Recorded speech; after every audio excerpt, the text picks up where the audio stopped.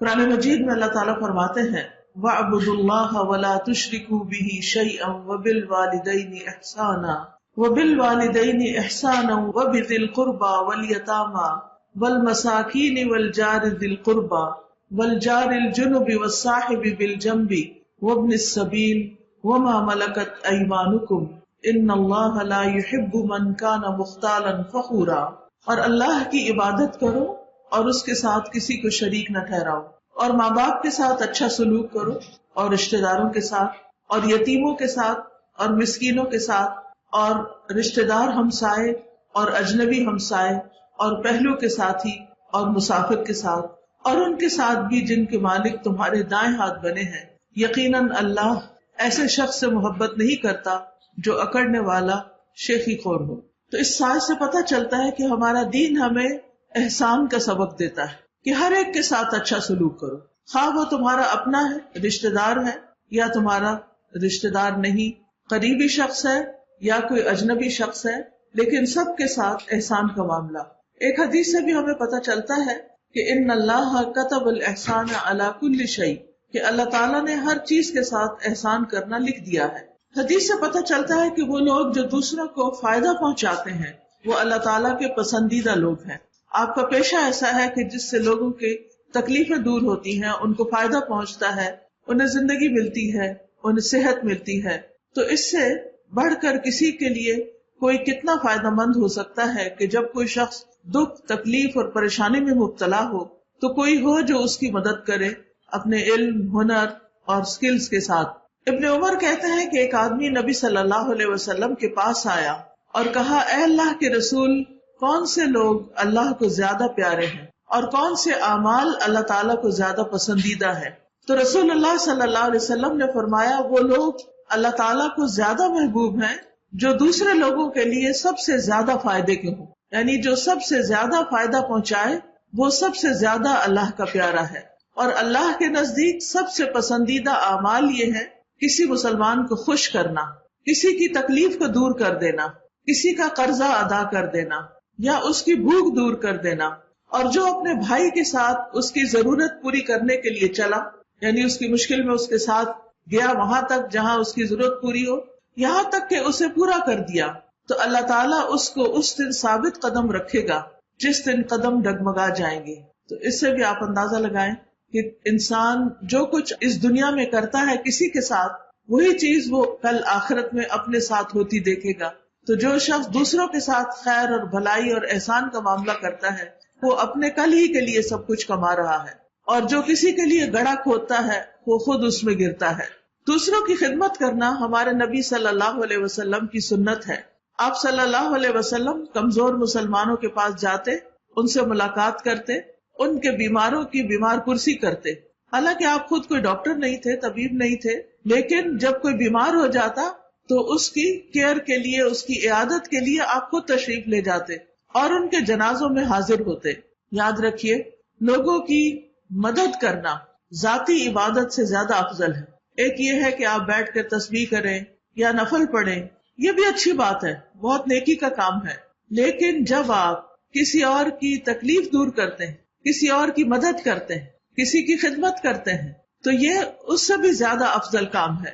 رسول اللہ صلی اللہ علیہ وسلم نے فرمایا، مجھے اپنے کسی بھائی کی ضرورت پوری کرنے کے لیے اس کے ساتھ چلنا اس مسجد یعنی مسجد نبوی میں 1 ماہ کے اعتکاف سے زیادہ محبوب ہے۔ یعنی پورا مہینہ میں اعتکاف کروں، اس سے زیادہ افضل یہ کام ہے کہ میں کسی کی مدد کے لیے اس کے ساتھ چلوں۔ نبی صلی اللہ علیہ وسلم نے فرمایا، مومن کو خوش کرنا، اس کا قرض ادا کرنا، اس کی ضرورت پوری کرنا، اس سے کسی مصیبت کو دور کرنا افضل ترین اعمال میں سے ہے۔ جو شخص دوسرے کی تکلیفیں دور کرتا ہے، اللہ اس کے لیے کافی ہو جاتا ہے، یعنی اللہ اس کے کام بنا دیتا ہے۔ ابو ہریرہ کہتے ہیں کہ رسول اللہ صلی اللہ علیہ وسلم نے فرمایا، جس آدمی نے کسی مومن کی دنیا کی مصیبتوں میں سے کسی مصیبت کو دور کیا، یعنی اس پر کوئی پریشانی آ گئی، کوئی بیماری آ گئی، کوئی دکھ آ گیا، اللہ تعالیٰ قیامت کے دن کی مصیبتوں میں سے کسی مصیبت کو اس سے دور کر دے گا۔ وہ دن جو بڑی مصیبتوں کا دن ہے، اس کے بدلے میں اس کی وہاں کی مصیبت دور کر دی جائے گی۔ اور جس نے کسی تنگ دست پر آسانی کی، اللہ اس پر دنیا میں اور آخرت میں آسانی کرے گا۔ اور جس نے کسی مسلمان کی پردہ پوشی کی یعنی اس کا عیب ڈھانک دیا، اللہ دنیا اور آخرت میں اس کی پردہ پوشی کرے گا۔ اسی طرح دوسروں کے کام آنے والوں کے لیے اللہ کی مدد آتی ہے۔ رسول اللہ صلی اللہ علیہ وسلم نے فرمایا، واللہ فی عون العبد ما کان العبد فی عون اخیہ، اللہ تعالیٰ تب تک اس بندے کی مدد میں ہوتے ہیں جب تک وہ بندہ اپنے بھائی کی مدد میں لگا ہوتا ہے۔ مثلاً آپ کسی پیشنٹ کے ساتھ لگے ہوئے ہیں، آپ کو بھوک بھی لگی ہے، آپ کو تھکان بھی ہو رہی ہے، آپ کے ڈیوٹی ٹائم بھی پورا ہو گیا ہے، لیکن اس کے باوجود آپ دیکھ رہے ہیں کہ جو پیشنٹ ہے اس کی ضرورت ابھی پوری نہیں ہوئی، تو ایسے میں اس کی ضرورت پوری کرنے کے لیے اگر آپ کھڑے رہتے ہیں، اپنا وقت لگاتے ہیں، اپنی ایفرٹ لگاتے ہیں، تو اللہ کی مدد آپ کے ساتھ ہوتی ہے۔ نبی صلی اللہ علیہ وسلم خاص طور پر معاشرے کے جو کمزور افراد تھے ان کا خیال رکھا کرتے تھے۔ حدیث میں آتا ہے آپ چلنے میں پیچھے رہتے تھے، کمزور کو چلاتے، ان کو ساتھ لے کے چلتے، اپنے پیچھے بٹھاتے، ان کے لیے دعا کرتے۔ نبی صلی اللہ علیہ وسلم نے یہ بھی فرمایا کہ بیوہ اور مسکین کے لیے دوڑ دھوپ کرنے والا اللہ کے راستے میں جہاد کرنے والے کی طرح ہے، یا رات بھر قیام کرنے والے اور دن کو روزہ رکھنے والے کی طرح۔ یعنی اگر کوئی شخص کسی مجبور اور بے کس بے سہارا انسان کی مدد کرتا ہے تو وہ ایسے ہے گویا ساری رات اس نے عبادت کی ہے، ساری رات اس نے نفل پڑھے ہیں اور دن کو روزہ بھی رکھا ہے۔ اگر یہ دو کام کوئی کرتا ہے تو ہم سمجھتے ہیں کہ وہ بہت ہی نیک انسان ہے اور بہت ہی اعلیٰ درجے کا متقی، عبادت گزار اور پارسا انسان ہے۔ لیکن اگر کسی شخص کے سامنے کوئی مجبور انسان ہے، وہ اس کی مدد کرتا ہے تو وہ اس سے بھی آگے نکل جاتا ہے، کیونکہ جو عبادت کرتا ہے وہ تو صرف اپنی ذات کو فائدہ دے رہا ہوتا ہے، لیکن جو دوسرے کی مدد کرتا ہے وہ اوروں کی تکلیف بھی دور کرتا ہے اور ساتھ اس کا یہ تکلیف دور کرنا عبادت شمار ہوتا ہے۔ پھر یاد رکھیے کہ لوگوں کی مدد کرنے کے لیے، لوگوں کے ساتھ نیکی کرنے کے لیے مختلف طریقے ہوتے ہیں، یعنی صرف ایک ہی طریقہ نہیں ہوتا، انسان ہر طریقے سے فائدہ اٹھا سکتا ہے، ہر چیز کو اپرچونٹی سمجھتے ہوئے اپنے لیے کام کر سکتا ہے۔ مثلا رسول اللہ صلی اللہ علیہ وسلم نے فرمایا ہر اچھا کام صدقہ ہے۔ بعض اوقات ہم مال کا صدقہ نہیں کر سکتے، کسی کو پیسے نہیں دے سکتے، لیکن جب ہم کسی کی مدد کرتے ہیں، یعنی جو بھی کسی طرح کسی کے کام آتے ہیں، تو وہ اس کے لیے صدقہ شمار ہوتا ہے۔ اسی طرح کسی کی تنہائی اور خوف دور کرنا، نبی صلی اللہ علیہ وسلم نے فرمایا نیکی کے کسی بھی کام کو معمولی نہ سمجھنا، خواہ تم کسی اداس آدمی کو جو تنہائی اور خوف محسوس کرے اسے انس اور اپنائیت مہیا کرو۔ بعض پیشنٹس ہوتے ہیں کہ ان کے اوپر ان کے اٹینڈنٹس نہیں ہوتے، ان کے گھر والے نہیں ہوتے، ان کے مددگار نہیں ہوتے، تو ایکسٹرا کام آپ کو کرنا پڑتا ہے، ان کی دل جوئی کرنی پڑتی ہے، ان کو حوصلہ دینا پڑتا ہے۔ ہم سب جانتے ہیں کہ اگر ہمیں چھوٹی سی بھی کوئی تکلیف ہو تو ہمیں ایسا لگتا ہے جیسے ہم مر ہی جائیں گے، بخار ہو تو خیال یہ آتا ہے پتہ نہیں اب زندہ بچتے بھی ہیں یا نہیں بچتے۔ تو ایسی صورت میں انسان کو کبھی بھی پریشان نہیں ہونا چاہیے، اور اپنی پریشانی کو تو انسان کسی نہ کسی طرح اوور کم کر لیتا ہے، لیکن بعض لوگ اس بات کو نہیں سمجھتے، تو ان کو حوصلہ دینا، ان کو تسلی دینا، چاہے بیماری کتنی بھی خطرناک کیوں نہ ہو، مریض کے اندر سے امید نہیں ختم ہونی چاہیے۔ اور ہم دیکھتے ہیں کہ بعض اوقات مریض جو ہے وہ موت کے منہ سے واپس آ جاتے ہیں، اگر ان کی زندگی ہوتی ہے تو وہ دوبارہ صحیح سلامت ہو کے دنیا میں کام کاج کرنے کے قابل ہو جاتے ہیں۔ تو اس لیے ان کی تسلی کرانا، اور اگر پریشان کن بات بھی ہو تو ان کے سامنے نہ کرنا، یہ بھی بہت بڑی نیکی ہے۔ اسی طرح لوگوں سے انس کرنا، ان کو کمفرٹیبل کرنا، یہ بڑا ضروری ہے۔ مثلاً اگر کوئی ڈاکٹر ہے تو مریض کو ہاتھ لگاتے ہوئے پیار سے ہاتھ لگائے، اگر ہاتھ ٹھنڈے ہیں تو پہلے سے بتا دے کہ میرے ہاتھ ٹھنڈے ہیں، یا اگر کہیں اس کا ایگزامینیشن کرنے میں کوئی تھوڑی سی پین انوالوڈ ہے یا کوئی بھی تکلیف، تو اس کو باتوں میں لگا کے اس کی تکلیف کم کر دینا، اور اس کو کہنا نہیں تھوڑی سی دیر کی بات ہے، اسے حوصلہ دینا، تسلی دینا، یہ بھی بہت بڑی نیکی کی بات ہے۔ نبی صلی اللہ علیہ وسلم نے فرمایا کسی نیکی کو حقیر نہ سمجھو، اگرچہ کسی کو ایک رسی ہی دے دو۔ بعض اوقات ساتھ والا کوئی کام کر رہا ہوتا ہے اور اس کا پین ختم ہو جاتا ہے، اس کی کوئی اکوپمنٹ میں اسے کچھ چاہیے ہوتا ہے، کوئی مدد چاہیے ہوتا ہے، اب جیسے نرسز ڈاکٹرز کے ساتھ کھڑے ہو کر ان کو اکوپمنٹ پکڑا رہے ہوتے ہیں، تو بعض اوقات انسان تھک جاتا ہے یا بور ہو جاتا ہے، تو ایسے میں بھی اپنا حوصلہ بلند رکھنا چاہیے کہ یہ بہت بڑا نیکی کا کام ہے، اور اس میں میری جاب تو ہے ہی، لیکن میرے لیے اس میں بہت بڑا اجر بھی ہے اور ثواب ہے جو کل میری قبر میں اور حشر کے دن میرے کام آئے گا، جہاں کوئی بھی رشتہ دار، دوست انسان کے کام نہیں آئے گا۔ تو آپ صلی اللہ علیہ وسلم نے فرمایا کسی نیکی کو حقیر نہ سمجھو، ہاں کسی کو رسی ہی دینا ہو، کسی کو جوتی کا تسمہ ہی دینا ہو، یا اپنے ڈول میں سے کسی دوسرے مانگنے والے کے برتن میں کچھ پانی ڈالنا ہی ہو، لوگوں کے راستے میں سے کوئی چیز دور کر دینا جس سے ان کو تکلیف ہو رہی ہے، اپنے بھائی سے خندہ پیشانی سے ملنا اور ملاقات کر کے اس سے سلام کرنا. بعض اوقات ہم سمجھتے ہیں کہ مریض تو ہمارے قابو میں، ہم ان کے ساتھ جو بھی سلوک کریں، نہیں، وہ بھی انسان ہے اور اس بستر پر آج اگر وہ ہے تو کل ہم بھی ہو سکتے ہیں.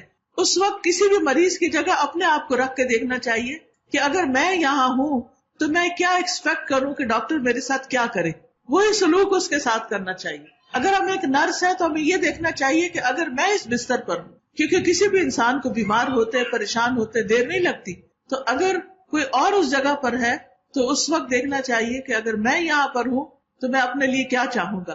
تو وہی سلوک پھر جو اپنے لیے ہم چاہتے ہیں وہ اس کے ساتھ کرنا چاہیے. مریضوں کے ساتھ اسمائل کر کے بات کرنا، ان کو سلام خود سے کرنا، ان کا حال پوچھنا. پھر فرمایا یا زمین میں اجنبی سمجھے جانے والوں سے ان سے محبت کا مظاہرہ کرنا. یعنی کہ ظاہر نئے نئے پیشنٹس ہوتے ہیں، نئے نئے لوگ ہوتے ہیں، تو ہم ان کو جانتے تو نہیں ہوتے. عموماً ہم جن لوگوں کو جانتے ہیں، جان پہچان ہے، محبت ہے، دوستی ہے، رشتہ داری ہے، تعلق داری ہے، ان کے ساتھ تو ہم اچھی طرح پیش آتے ہیں، ایکسٹرا کیئر کرتے ہیں ان کی. لیکن جو بیچارے اجنبی ہوتے ہیں ان کو ہم پوچھتے بھی نہیں. تو یہاں یہ بتایا جا رہا ہے کہ ان سے بھی ان سے محبت کا اظہار کرنا ہے. وہ بھی تو انسان ہے نا، آخر وہ بھی تو ہمارے بھائی ہیں، ان کے اندر بھی جان ہے، وہ بھی تکلیف میں ہیں. تو اصل بات یہ ہے کہ ہم نے جو کچھ کرنا ہے اللہ کے لیے کرنا ہے اور اللہ سے اس کا اجر چاہنا ہے. اسی طرح نبی صلی اللہ علیہ وسلم نے فرمایا آدمی کا اپنے بھائی کی مدد کرنا صدقہ ہے اور اسے پانی کا ایک گھونٹ پلانا بھی صدقہ ہے. یعنی باقی ہر کوئی تو اپنا پانی خود اٹھا کے پی لیتا ہے، لیکن بیمار کو بعض اوقات اسپون فیڈنگ کرنی پڑتی ہے، پلانا پڑتا ہے. تو ہر چمچ جو آپ اس کے منہ میں ڈال رہے ہیں یا آپ اس کو ڈرپ لگا رہے ہیں یا کوئی بھی چیز، تو نیت یہ کر لے کہ اس سے مجھے اجر ملے، کیونکہ ہر قطرہ جو اس کے جسم کے اندر جا رہا ہے وہ آپ کے لیے اجر و ثواب کا باعث بنے گا. پھر اسی طرح نابینا کے ساتھ چلنا. نبی صلی اللہ علیہ وسلم نے فرمایا تمہارا اپنے بھائی کو دیکھ کے مسکرانا صدقہ ہے، نیکی کا حکم دینا اور برائی سے روکنا صدقہ ہے، کسی بھولے بھٹکے کو راستہ بتانا تمہارے لیے صدقہ ہے، نابینا کے ساتھ چلنا صدقہ ہے. یعنی اگر اس کو راستہ نہیں مل رہا یا اسے سڑک پار کروانا ہے یا اور اسی طرح کا کوئی، یعنی کچھ لوگ تو ہوتے ہیں کہ اپنے کام خود کر لیتے ہیں، لیکن جو لوگ اپنا کام خود نہیں کر سکتے ان کو سپورٹ چاہیے ہوتی ہے کسی قسم کی، تو خوشی سے وہ سپورٹ دینی چاہیے، کیونکہ یہ بھی ہمارے حق میں صدقہ لکھا جاتا ہے. اور صدقہ جو ہے وہ بلاؤں کو ٹالتا ہے. آج ہم کسی کی تکلیف دور کر رہے ہیں، کسی کی مدد کر رہے ہیں، کل انتہائی مشکل وقت میں کوئی ہماری مدد کو اللہ تعالیٰ بھیج دے گا. کبھی کبھی ہم کہتے ہیں نا پتہ نہیں کون سی نیکی کام آئی اور یہ تو رحمت کا فرشتہ بن کے اس وقت میرے پاس آ گیا، اگر یہ نہیں آتا تو پتہ نہیں میرے ساتھ کیا ہو جاتا. تو وہ ہم بھول چکے ہوتے ہیں کبھی ہم نے بھی کسی کی ایسے ہی مدد کی ہوتی. تو اللہ سبحانہ وتعالیٰ تو گن گن کے رکھتا ہے، وہ تو کسی کا اجر بھی ضائع نہیں کرتا. آج ہم کسی کے ساتھ زیادتی کر رہے ہیں، بد اخلاقی کر رہے ہیں، اس کو تکلیف دے رہے ہیں، کیئر لیسنس کو مظاہرہ کر رہے ہیں، تو کل یہ سب کچھ لکھا جا رہا ہے، یہ سب کچھ جمع ہو رہا ہے اور وہ کل ہمارے لیے بھی ویسا ہی لکھا جائے گا. اور اگر ہم کسی کے ساتھ اچھا کر رہے ہیں تو وہ سب بھی اکٹھا کیا جا رہا ہے، لکھا جا رہا ہے.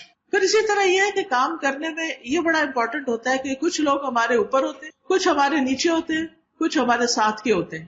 ان سب کے ساتھ اچھا معاملہ کرنا بڑا ضروری ہے. جو تو اوپر والا ہے اس کی بات ماننا، اس کی اطاعت کرنا، جس کو امیر کہا جاتا ہے، یہ بڑا ضروری ہے. نبی صلی اللہ علیہ وسلم نے فرمایا جس نے امیر کی اطاعت کی اس نے میری اطاعت کی، اور جس نے امیر کی نافرمانی کی اس نے میری نافرمانی کی.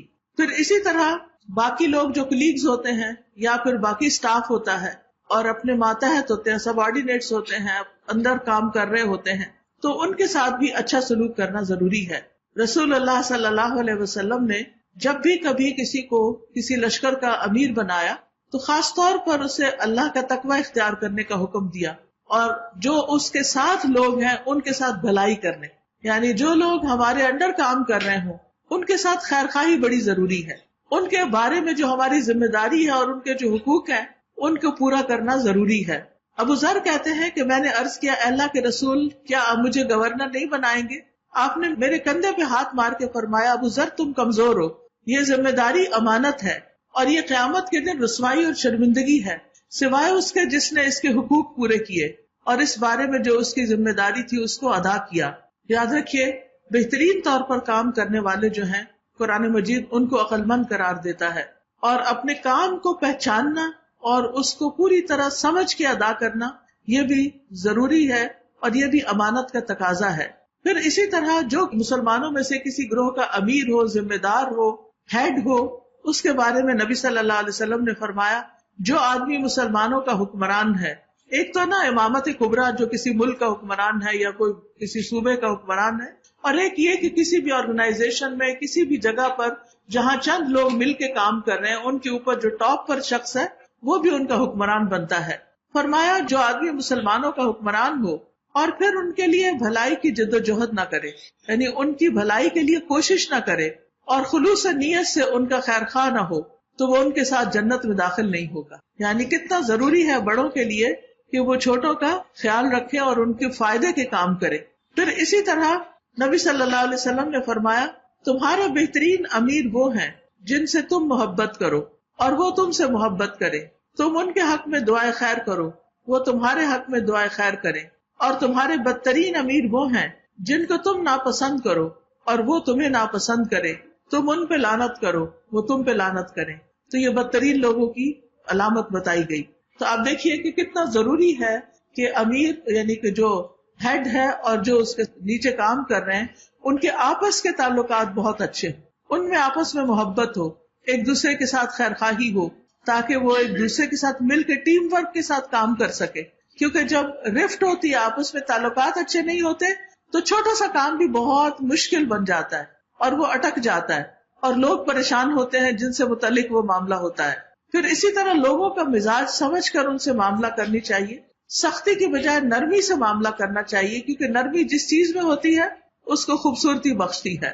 حضرت عائشہ کہتی ہے کہ میں نے رسول اللہ صلی اللہ علیہ وسلم سے سنا آپ نے میرے اس گھر میں فرمایا اے اللہ جس کو میری امت کے کسی کام کا نگران بنایا جائے اور وہ ان پر سختی کرے تو بھی ان پہ سختی فرما. یعنی آپ سوچئے کہ کس طرح نبی صلی اللہ علیہ وسلم نے یہ دعا دی ان لوگوں کے لیے کہ جو لوگوں پر بلا وجہ سختی کرے، کاموں کو ان کے لیے مشکل بنا دے. پھر اسی طرح لوگوں کی ضرورت کے لیے اپنے دروازے کھلے رکھنے والا ہو امیر جو ہے. آپ صلی اللہ علیہ وسلم نے فرمایا جس کو اللہ مسلمانوں کے امور میں سے کسی چیز کا والی اور نگران بنا دے پھر وہ ان کی حاجت اور ضرورت اور فقر و فاقہ دور نہ کرے تو اللہ قیامت کے دن اس کی حاجت، ضرورت اور فقر و فاقہ دور نہیں کرے گا. یعنی جو ذمہ دار ہے اس سے اپنے سے چھوٹوں کا اس اعتبار سے بھی خیال رکھنا چاہیے کہ وہ ان کی ضروریات پوری کرنے والا ہو، ان کی مشکلات آسان کرنے والا ہو. رسول اللہ صلی اللہ علیہ وسلم نے فرمایا اگر کوئی حاکم اپنی رعایا کے حاجت مندوں، محتاجوں اور مسکینوں کے لیے اپنے دروازے بند کر دیتا ہے تو اللہ اس کی حاجات، ضروریات اور فقر دور کرنے کے لیے آسمانوں کے دروازے بند کر دیتا ہے. یعنی جو اپنے سے چھوٹوں کی مدد نہیں کرتا اللہ تعالیٰ پھر اس کی مدد نہیں فرماتا. اسی طرح یہ کہ بعض اوقات انسان تھکا ہوا ہوتا ہے، کام کی کثرت ہوتی ہے، تو بھی آپ دیکھیں کہ انسان کو پیچھے نہیں ہٹنا چاہیے. بعض سچویشنز ایسی ہوتی ہیں، بعض مرض ایسے ہوتے ہیں، بعض بیماریاں ایسی ہوتی ہیں کہ اگر مریضوں کو بر وقت علاج نہ ملے تو ان کی جان جا سکتی ہے. تو ہمارے دین نے کیا بتایا کہ اگر کوئی کسی ایک کی جان بچاتا ہے تو گویا وہ سارے انسانیت کی جان بچاتا ہے. جس نے ایک شخص کو زندہ کیا اس نے سب کو زندہ کیا، یعنی زندگی بچائی مراد ہے. تو اس میں آپ دیکھیے کہ کچھ سچویشن بہت نازک ہوتی ہیں، کچھ کام ایسے ہوتے ہیں جن کو تھوڑا ڈیلے بھی کر لے تو کوئی بڑی بات نہیں، لیکن کچھ کام ایسے ہوتے ہیں کہ جن کو ڈیلے نہیں کیا جا سکتا. پھر اسی طرح اپنے سے چھوٹے یا اپنے ساتھ کام کرنے والے اپنے کولیگز کو پریشانی میں نہیں مبتلا کرنا چاہیے، ان کو ڈرانا نہیں چاہیے اور ان کو بلا وجہ خوف زدہ نہیں کرنا چاہیے. نبی صلی اللہ علیہ وسلم نے فرمایا خوش ہو جاؤ، سیدھے رہو اور قریب ہو جاؤ، یعنی لوگوں کے قریب رہو، ان کو اپنے قریب کرو. امیر کو اپنی رعایا کے ساتھ خیانت نہیں کرنی چاہیے، یعنی ان کو چیٹ نہیں کرنا چاہیے، ان کو دھوکہ نہیں دینا چاہیے. رسول اللہ صلی اللہ علیہ وسلم نے فرمایا جو شخص کسی رعایا کا نگہبان بنے پھر اسے دھوکہ دے تو وہ جہنم میں جائے گا. پھر لوگوں کی صلاحیتیں پہچان کر اس کے مطابق انہیں کام دینا چاہیے. ایسا نہیں کہ ایک شخص کسی خاص فیلڈ میں ایکسپرٹ ہو اور اس کو جھاڑو کے کام پہ لگا دیا جائے یا کسی گیٹ پہ کھڑا کر دیا جائے. نہیں، جو جس چیز کا اہل ہو اس کو اس کے مطابق کام اور ذمہ داری دینی چاہیے. پھر اسی طرح بعض اوقات ٹیم کے اندر آپس میں رفٹ ہو جاتی ہے، کوئی مشکلات پیدا ہو جاتی ہیں تو اس کی وجہ یہ ہوتی ہے کہ کام کے اصول طے نہیں ہوتے، ڈوز اینڈ ڈونٹس نہیں پتا ہوتے. تو وہ بہت کلیئرلی کمیونیکیٹ کرنے کی ضرورت ہے کہ اس جگہ پر کام کرتے ہوئے کن کن چیزوں کا خیال رکھنا ہے، اور ہر ایک کو اپنی اپنی ذمہ داری پھر پوری پتہ ہو۔ نبی صلی اللہ علیہ وسلم نے ابو موسیٰ اور معاذ بن جبل کو یمن بھیجتے ہوئے فرمایا کہ خوشخبری دینا، نفرت نہیں پھیلانا، آسانی پیدا کرنا، مشکلات میں نہیں ڈالنا، ایک دوسرے کی بات ماننا، آپس میں اختلاف نہیں کرنا۔ چنانچہ ان دونوں میں سے ہر ایک کا خیمہ تھا جس میں وہ ایک دوسرے سے ملنے کے لیے آتے رہتے تھے، اور بہت اچھی طرح ایک دوسرے سے نباہ کیا۔ پھر اسی طرح اپنے نیچے کام کرنے والوں کے درمیان عدل کرنا، یہ نہیں کہ ایک کے اوپر بہت ذمہ داری ڈال دی۔ ہمارے آفس میں عام طور پر یہ ہوتا ہے کہ جو کام کرتا ہے اس کو کام ملتا ہی چلا جاتا ہے، اس کو چھٹی بھی نہیں ملتی، اور جو نہیں کرتا وہ نہیں کرتا۔ تو یہ کلچر نہیں ہونا چاہیے، سب پر ایکولی رسپانسبلٹیز ڈالنی چاہیے اور سب سے کام لینا چاہیے، سب کے ساتھ عدل کرنا چاہیے۔ پھر ان کو مشوروں میں شریک رکھنا چاہیے۔ جو ہیڈ اپنے کولیگز کو مشوروں میں شریک رکھتا ہے اس کے لیے بہت سے کام آسان ہو جاتے ہیں، وہ ان کاموں کو اون کر لیتا ہے، اور جو مشورہ نہیں کرتا وہ اکیلا رہ جاتا ہے۔ قرآن مجید میں اللہ تعالیٰ فرماتے ہیں وَأَمْرُهُمْ شُورَىٰ بَيْنَهُمْ، ان کے آپس کے معاملے مشورے سے طے پاتے ہیں۔ وَمِمَّا رَزَقْنَاهُمْ يُنْفِقُونَ، اور جو ہم نے ان کو رزق دیا اس میں سے وہ خرچ کرتے ہیں۔ پھر اسی طرح ماتحت کو ظلم سے بچنے کی تعلیم دینی چاہیے۔ نبی صلی اللہ علیہ وسلم نے معاذ بن جبل کو جب یمن بھیجا تو آپ نے انہیں ہدایت کی کہ مظلوم کی بد دعا سے بچتے رہنا، یعنی آپ سے متعلق جتنے بھی لوگ ہوتے ہیں، چاہے آپ کے اندر کام کر رہے ہیں، مثال کے طور پر آپ کسی اسکول میں کام کر رہے ہیں تو چاہے کوئی پیرنٹس ہیں یا ٹیچرز ہیں یا بچے ہیں یا اور ورکرز ہیں، مالی ہیں، گیٹ کیپرز ہیں، کوئی بھی جتنے بھی لوگ آپ کے انٹریکشن میں آتے ہیں اس ڈیوٹی کے حوالے سے، یا ایک ہاسپٹل میں کام کر رہے ہیں تو اس میں جتنے بھی لوگ آپ کے انٹریکشن میں آتے ہیں ان سب کے ساتھ اچھا سلوک کرنا چاہیے، کسی کے ساتھ ظلم نہیں کرنا چاہیے، کیونکہ مظلوم کی بد دعا سے ڈرتے رہو۔ اس دعا اور اللہ کے درمیان کوئی پردہ نہیں ہوتا۔ ایسا نہ ہو کہ ایک غریب انسان جس کے ساتھ کوئی زیادتی ہو گئی ہو اس کی بد دعا سے بڑے بڑے کام خراب ہو جائے۔ پھر اسی طرح اپنے زیر تحت لوگوں کا احساس کرنا چاہیے، ہر وقت صرف حکم نہیں چلانے چاہیے، ان کی تھکاوٹ، ان کی نیند، ان کے بوجھ، ان کی ذمہ داری کا بھی احساس ہونا چاہیے۔ اور اس میں آپ دیکھیے کہ حضرت معاذ بن جبل جو تھے وہ لوگوں کو نماز پڑھاتے تھے، تو جب انہوں نے لمبی نماز پڑھائی تو نبی صلی اللہ علیہ وسلم نے ان کے ساتھ ناراضگی کا اظہار کیا اور فرمایا افتان انت یا معاذ، کیا تم لوگوں کو فتنے میں ڈالنے والے ہو؟ پھر اسی طرح یہ ہے کہ غصے میں آ کے غلط فیصلے نہیں کرنے چاہیے۔ ہم انسان ہیں، کمزور ہیں، کبھی کوئی غصہ دلا دیتا ہے، غصے میں آ بھی جاتے ہیں، تو ایسی صورت میں اس وقت کوئی ڈیسیژن نہیں لینا چاہیے۔ بعض اوقات غصے میں ہم وہ فیصلہ کر دیتے ہیں جو ہمارے لیے بھی نقصان دہ ہے، دین کے لیے نقصان دہ ہے، دوسرے کے لیے بھی نقصان دہ۔ پھر اسی طرح آپ دیکھیے کہ بگاڑ پیدا کرنے والے شخص سے ذمہ داری واپس لے لینی چاہیے۔ جب ثابت ہو جائے، پتہ چل جائے کہ یہ کام ٹھیک نہیں کرتا تو پھر اس کو کام نہیں دینا چاہیے۔ قرآن پاک میں اللہ تعالیٰ فرماتے ہیں ان اللہ یأمرکم ان تؤدوا الامانات الی اہلہا، اللہ تمہیں حکم دیتا ہے کہ تم امانتیں ان کے اہل کے سپرد کرو۔ پھر اسی طرح اگر کوئی چھٹی کرنی پڑے یا کہیں اور جانا پڑے تو اپنی ذمہ داری دوسرے کو ہینڈ اوور کر کے جانی چاہیے، ایسے ہی خاموشی کے ساتھ نہیں جانا چاہیے۔ مثلاً اگر ایک نرس کی ڈیوٹی چینج ہو رہی ہے اور مریض کو کسی خاص چیز کی ضرورت ہے تو وہ پراپرلی نیکسٹ نرس کو گائیڈ کر کے جائے کہ اب اس مریض کے ساتھ پیچھے کیا ہو چکا ہے، آگے کیا ہونا چاہیے، تاکہ وہ صحت کی طرف چلے، نہ کہ مزید نیگلیجنس کی وجہ سے بیمار ہو۔ اسی طرح جو سٹاف ہے اس پر لازم ہوتا ہے کہ وہ اپنے امیر کی بات مانے، اپنے ہیڈ کی بات مانے۔ قرآن مجید میں اللہ تعالیٰ فرماتے ہیں یا ایھا الذین آمنوا اطیعوا اللہ واطیعوا الرسول واولی الامر منکم، اے ایمان والو اللہ اور اس کے رسول کی اطاعت کرو اور ان لوگوں کی جو تم میں سے صاحب امر ہوں، یعنی جو تمہارے ذمہ دار ہیں ان کی بات مانو۔ اب عبادہ بن صامت کہتے ہیں کہ ہم نے رسول اللہ صلی اللہ علیہ وسلم سے بات سننے اور اطاعت کرنے پر خوشی اور ناخوشی دونوں حالتوں میں بیعت کی، یعنی ہم آپ کی بات مانیں گے چاہے ہمارے لیے آسان ہو یا ہمارے لیے مشکل ہو۔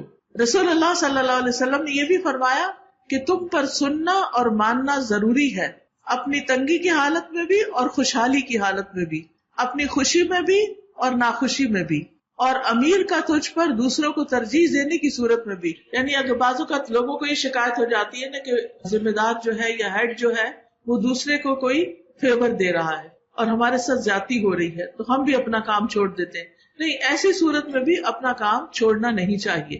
پھر اسی طرح جب نگران یا ذمہ دار کوئی کام کہے تو یہ نہیں کہ اسے بار بار کہنا پڑے، ایک دفعہ کا کہنا ہی کافی ہو جانا چاہیے. پھر اسی طرح یہ بھی یاد رکھیے کہ اگر وہ کوئی ایسا کام کہہ رہا ہے جو اللہ کی نافرمانی کا ہے تو اس کو نہیں ماننا چاہیے. رسول اللہ صلی اللہ علیہ وسلم نے فرمایا، جو شخص تمہارے میں حکمران ہو پھر اللہ اس کی بھلائی چاہے تو اس کو نیک وزیر عطا فرمائے گا، اور اگر نگران کوئی بات بھول جائے تو وہ اس کو یاد دلائے گا، اور اگر وہ یاد رکھے تو اس کی مدد کرے گا. اسی طرح آپ نے یہ بھی فرمایا کہ امیر کی ناپسندیدہ بات پر صبر کیا جائے، یعنی اگر اس نے اس میں کوئی ایسی چیز دیکھی ہے جو اس کو اچھی نہیں لگ رہی تو اسے چاہیے کہ وہ صبر سے کام لے. پھر اسی طرح اپنے امیروں کو برا بھلا نہیں کہنا چاہیے. ہمارے یہاں ایک عام کلچر ہو گیا ہے، اگر ہیڈ سے کوئی شکایت ہوئی تو واپس آ کر اسٹاف روم میں یا پھر اپنے کمرے میں بیٹھ کے دوسروں کے ساتھ اس کو شیئر کیا، غیبت چغلی کی اور گروپنگ کر لی، اپنا محاذ ورائے کر لی. تو اس قسم کی پالیٹکس سے جو مریض ہیں یا طالب علم ہیں یا دوسرے لوگ ہیں وہ سفر کرتے ہیں، ان کے جو مفادات ہیں ان پر زد پڑتی ہے. تو اس لیے ان چیزوں سے بچنا چاہیے. انس بن مالک کہتے ہیں کہ ہمیں رسول اللہ صلی اللہ علیہ وسلم کے کبار صحابہ نے منع کیا. انہوں نے کہا، اپنے امیروں کو برا بھلا نہ کہو، نہ ان کو دھوکہ دو، نہ ان سے بغض رکھو، اور اللہ کا تقوی اختیار کرو اور صبر کرو، کیونکہ قیامت کا معاملہ قریب ہے. یعنی انسان کی موت کے ساتھ ہی اس کی قیامت شروع ہو جاتی ہے اور انسان کو پھر فوراً ہی اپنے اعمال کا حساب دینا ہوگا. پھر اسی طرح کسی کام کے لیے اجازت لینا بھی ضروری ہوتا ہے، یعنی اجتماعی کاموں میں چپکے سے کھسک نہیں جانا چاہیے بلکہ پوچھ کر اجازت لے کر غائب ہونا چاہیے. پھر اسی طرح اگر امیر یا ہیڈ کوئی غلط کام کر رہا ہے تو بہت ادب کے ساتھ، احترام کے ساتھ اس کو اس کی غلطی بھی بتا دینی چاہیے. پھر آپس کے جو سٹاف کے تعلقات ہیں وہ بھی بہت اچھے ہونے چاہیے.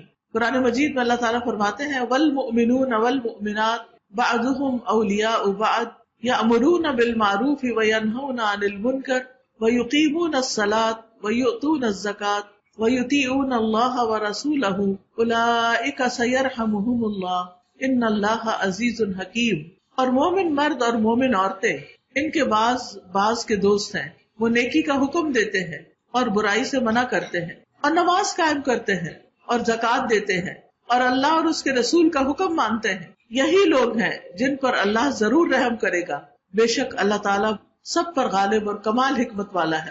یاد رکھیے، کسی بھی جگہ انسان رہے، اپنے گھر میں رہے، اپنے سسرال میں رہے، کسی ادارے میں ہو، کام کرنے والا ہو، تو یہ یاد رہنا چاہیے آپس میں پیار، محبت اور اتفاق سے رہنا بہت ضروری ہے. انسان چاہے اپنے گھر میں ہو یا سسرال میں ہو یا پھر کسی ادارے میں کام کر رہا ہو، ایک دوسرے کے ساتھ محبت کا سلوک، ایک دوسرے کے ساتھ خیرخواہی کا سلوک، یہ بہت ضروری ہے. اس سے کام کا بوجھ ہلکا ہو جاتا ہے. جب ایک دوسرے کے ساتھ تعاون ہوتا ہے، جب ایک دوسرے کو انسان اچھی نصیحت کرتا ہے، اچھا مشورہ دیتا ہے، آپس میں اتفاق رکھتا ہے. نبی صلی اللہ علیہ وسلم نے جب حضرت معاذ اور ابو موسیٰ اشعری کو یمن کا گورنر بنا کر بھیجا تو آپ نے اس موقع پر ہدایت فرمائی کہ لوگوں کے لیے آسانی پیدا کرنا، لوگوں کے لیے آسانی پیدا کرنا، انہیں سختیوں میں مبتلا نہ کرنا، ان کو خوش رکھنا، نفرت نہ دلانا، اور تم دونوں آپس میں اتفاق رکھنا، اختلاف پیدا نہ کرنا. یعنی بڑے آپس میں متحد رہیں، ان کے اندر رفت نہ ہو اور لوگوں کے اوپر مشکل نہ ڈالی جائے، انہیں خوش رکھا جائے، آپس کی نفرتیں نہ بڑھائی جائیں. یعنی ایسی چیزوں کو ضرور مد نظر رکھنا چاہیے. ان چیزوں کے بجائے بلکہ آپس میں پیار محبت سے رہنا چاہیے. رسول اللہ صلی اللہ علیہ وسلم نے فرمایا، تم جنت میں داخل نہیں ہوگے جب تک ایمان نہ لاؤ، اور تم ایمان نہیں لاؤ گے جب تک کہ آپس میں محبت نہ کرو. تو آپس میں ایک دوسرے سے محبت کرنا بھی بہت ضروری ہے، اور اس سے انسان کے لیے محبت کے ذریعے کام بہت آسان ہو جاتے ہیں، تکلیفیں دور ہو جاتی. جب آپ کے دل میں دوسرے کی خیرخواہی ہے، دوسرے کے لیے محبت ہے، کیئر ہے، اس کے لیے کنسرن ہے آپ، تو اس کا فائدہ کیا ہوگا کہ آپ جب اس سے معاملہ کریں گے تو خوش اخلاقی سے کریں گے. آپ دیکھیے کہ بہت سے مریض صرف خوش اخلاقی کی وجہ سے، یعنی ڈاکٹر یا نرس کی خوش اخلاقی کی وجہ سے بہت جلد ریکور کر جاتے ہیں، کیونکہ ان کے اندر ایسے ہارمونز پیدا ہوتے ہیں کہ جس سے ان کے اندر ایک خاص طرح کی انرجی آنے لگتی ہے اور وہ بیماری سے فائٹ کرنے لگتے ہیں، اور اس طرح کام آسان ہو جاتے ہیں.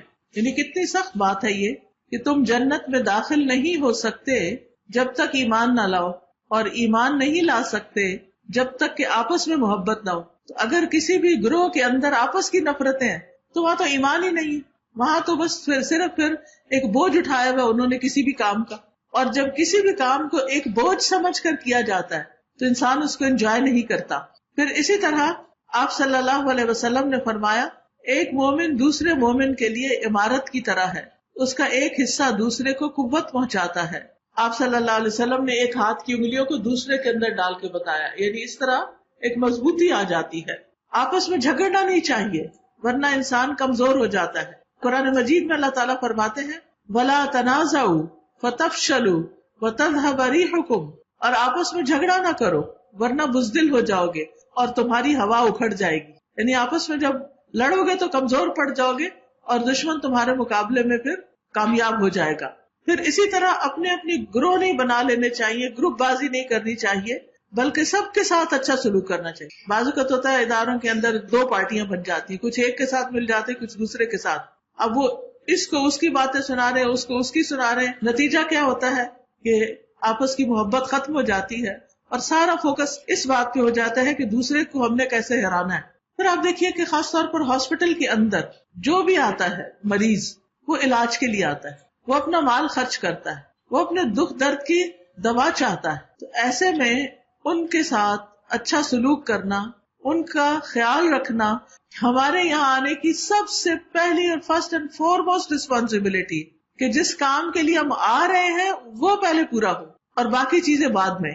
اور ہر کام کو اللہ کی رضا کے لیے کرنا، کیونکہ وہ عمل عبادت بن جاتا ہے جو اللہ کو خوش کرنے کے لیے کیا جاتا ہے. ٹھیک ہے ہم کھڑے ہیں اپنی ڈیوٹی پر، ہمیں تنخواہ مل رہی ہے، لیکن اس ڈیوٹی کو اچھا کیا چیز بناتی ہے جب انسان یہ سوچے کہ میرا رب مجھے دیکھ رہا ہے. CCTV کیمرہ جو ہے اس کے ڈر سے میں نہیں کام کر رہی، میں تو اس لیے کام کرتی ہوں کہ میرا رب مجھے دیکھتا ہے. جب اکیلے میں مریض کے ساتھ ہوں اور کوئی بھی مجھے نہیں دیکھ رہا تو میں اس کی کیئر کروں. خاص طور پر نائٹ ڈیوٹی میں آپ دیکھیں کہ لوگ کم ہوتے ہیں اور مریضوں کو اگر کوئی نہ پوری طرح دیکھے تو کوئی پوچھنے والا تو نہیں ہو سکتا، لیکن انسان کو یہ یاد رکھنا چاہیے کہ اللہ سبحانہ وتعالی دیکھتا ہے.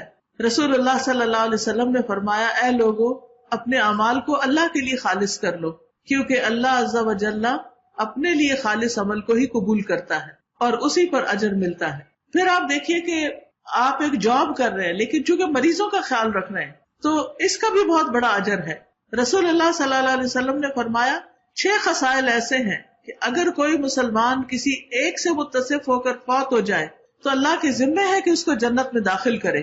ان میں سے ایک وہ آدمی جو کسی مریض کی تیمارداری کرنے کے لیے گیا، یعنی مریض کو اٹینڈ کرنے کے لیے گیا، اگر یہی کام کرتے ہوئے وہ خود فوت ہو گیا تو اس کی جنت کا ذمہ دار اللہ ہوگا، یعنی اس کے لیے جنت لازم ہے. اس سے آپ اندازہ لگائیں کہ کتنا بڑا اجر و ثواب کا کام ہے. اسی طرح مریض کی خبرگیری کرنے والے کو فرشتوں کا ساتھ ملتا ہے.